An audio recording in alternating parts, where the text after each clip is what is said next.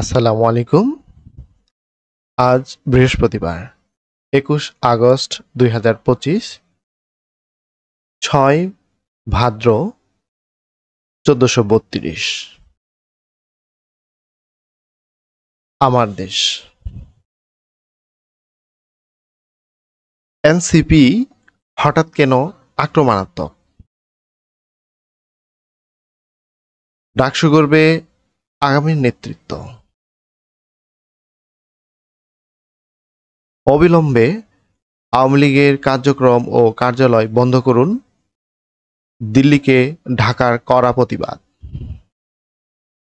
নারী কেলেঙ্কারি ফাঁস, গভর্নরকে চ্যালেঞ্জ ছুড়ে অফিস করলেন বিএফআইইউ প্রধান।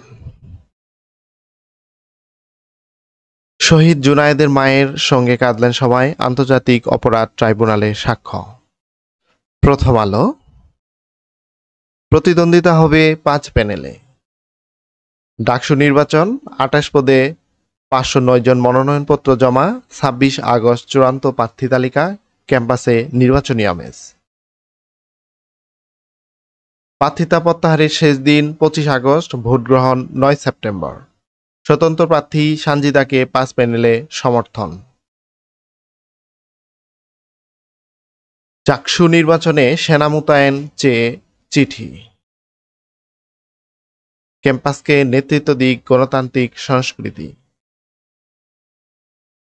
মাদক পাচারকারী গ্রেফতারের ৩১ ঘন্টার মধ্যে জামিন। সমন্বিত খসড়া নিয়ে আনুষ্ঠানিক আপত্তি জানালো বিএমপি। বৈরী প্রকৃতি, অতি লোভে কমেছে ইলিশ। যুগান্তর। অধিকাংশ প্যানেল চূড়ান্ত।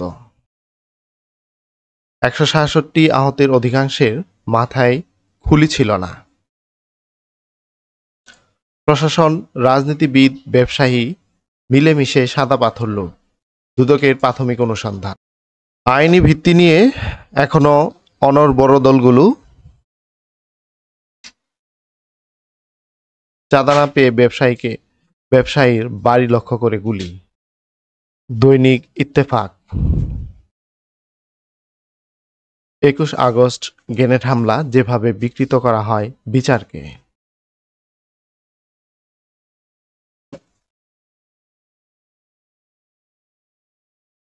ডাকসুর ভোটযুদ্ধে ৯ প্যানেল।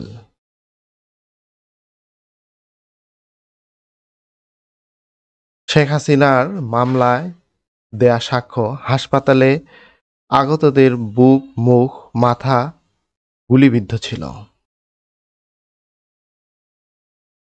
এখন যারা নির্বাচন চায় তারা ফ্যাসিবাদ পুনর্বাসন করছে। ফরহাদ মজহার। ৪ দিনের সফরে ঢাকায় পাকিস্তানের বাণিজ্যমন্ত্রী। লুটেরাদের তালিকা হচ্ছে, সরকারি কর্মকর্তা জড়িত থাকলেও ছাড় নয়। পাথর লুট, জেলা প্রশাসকের তদন্ত কমিটির প্রতিবেদন জমা। ঢাবির ১৮ হলে ২০৫ প্রার্থীর নাম। নয়াদিগন্ত। বেশিরভাগের ছিল না মাথার খুলি।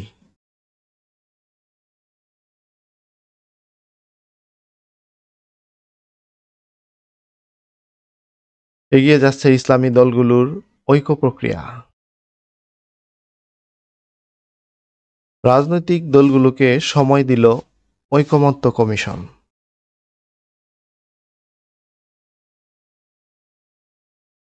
দলীয় রাজনীতির ছায়ায় ছাড়িয়ে নতুন পথে ডাকসুর নির্বাচন।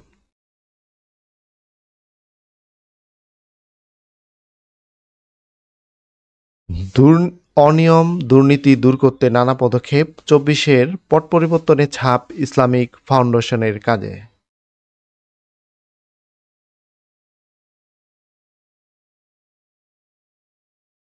হাইকমান্ডের নির্দেশে অফিসে এসে তোপের মুখে বিএফআইইউ প্রধান সমকাল। কর্মী পাঠাতে অনিয়ম, অর্থ পাচার তদন্তের মুখে ১০০ এজেন্সি।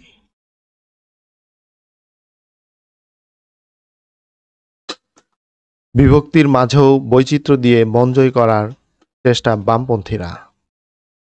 মনোনয়নপত্র জমা শেষ, ৮ প্যানেল ঘোষণা। ইতিহাসের উপর মব আক্রমণ চলছে। হাটহাজারীতে ব্যবসায়ীর বাড়িতে প্রকাশ্যে গুলি। লুটের পাথর নৌপথে সরিয়ে নিচ্ছে ব্যবসায়ীরা। মামলার নিষ্পত্তি হওয়া এখন সময়ের ব্যাপার।